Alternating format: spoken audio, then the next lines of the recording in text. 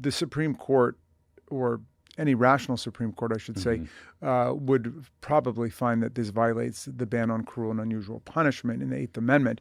But in any event, it certainly violates due process to send anybody to a foreign prison or a domestic prison, for that matter, without due process, without a hearing. That's what due process means. And these are the two most beautiful words in the English language, because that's what stands between us and arbitrary dictatorial power. If anybody were to go down the road of trying to create foreign prisons for American citizens, it would have to be the United States Congress, because we are the lawmaking power. So this is another constitutional principle that gets trampled in the process. It's not up to the president to just make up some idea of foreign prisons and start it. The Supreme Court said in the Steele seizure case in 1952, the president derives his powers from only two places. One, the Constitution. There's nothing in the Constitution that gives the president the right to do that.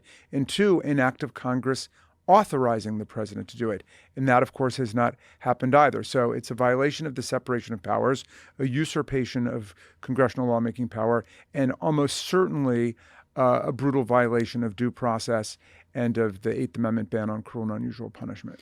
Did you see these reports that Eric Prince, who folks might recall was the head of Blackwater, which is this private mercenary group that was responsible for a horrific massacre in Iraq in 2007, that I think irreparably damaged the U.S. relationship with the Iraqi government and the Iraqi people and was horrific in its own right. But apparently Eric Prince and some defense contractors are pitching the White House on the idea of building more prisons in El Salvador and maybe declaring some of the territory down there to be U.S. soil to get around some of the legal provisions you're talking about. Does any of that strike you as potentially legal? Not very, no. We're living in something like a gangster state right now, where people like Eric Prince think that they've got the right to take taxpayer resources to set up offshore prisons and justice systems or injustice systems that have nothing to do with the American rule of law and due process. So I imagine that they look at Guantanamo Bay as some kind of towering example of what they'd like to reproduce all over the world. We have to stop that, obviously, to prevent a slide into complete dictatorship. Look, Donald Trump is a convicted criminal. Could he be sent off to a foreign prison? Good question. You're separating people from their families. You're separating people from their lawyers, implicating the right to counsel. And you're engaging in a form of punishment, banishment, which hasn't been seen for centuries, really. Into a prison where it's well known that people are tortured and killed. I'm interested in ways that Democrats can push back now. I realize that we do not have majorities in either the House or the Senate. It's very challenging. But I was talking to a very smart Latin America policy expert earlier this week who suggested to me that Democrats should threaten to take action against any foreign government that participates in the extraordinary rendition of American citizens. The idea being, we say to them, look, if you mess with American citizens, we will cut off future assistance. We will seek to prosecute foreign officials involved in these illegal actions. Basically, we publicly warn these leaders, Trump's in power now. We're going to be back at some point, maybe in the midterms. We're keeping score. Thoughts on that idea? Well, that's right. We should be talking about cutting off aid to El Salvador right now. The whole idea that Bukele doesn't have any power to return an American prisoner who was sent to him under an agreement where he's getting paid $6 million by America is ridiculous. He's our legal agent in this dubious arrangement they've created. Right. Of course, he's got the power to return them. So he and Trump are just acting like a couple of dictators having fun at the expense of a man's life and his family. And they want to be able to do that all over the place. So I like that idea. And it's a complement to something that we need to be doing right now, which is engaging in far more work of transnational democratic solidarity with the democratic governments and the democratic movements and peoples and parties of the world. Totally agree.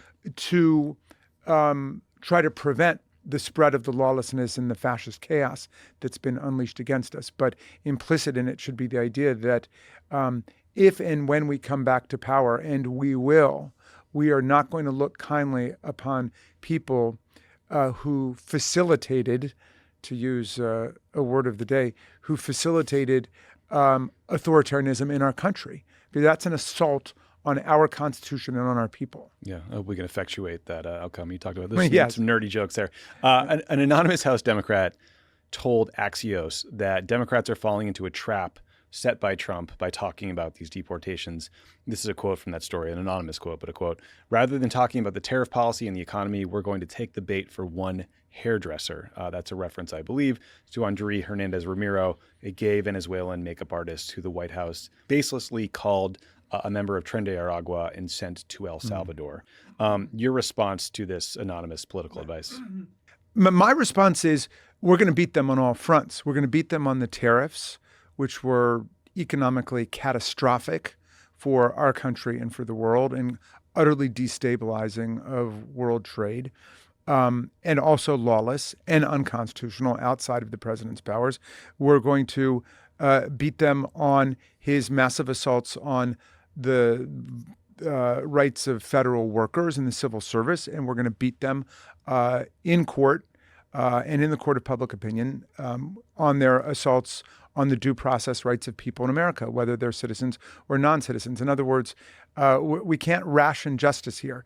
And this is why we need all hands on deck, and everybody needs to be fighting at every turn, every battle. And, a victory for one is a victory for all.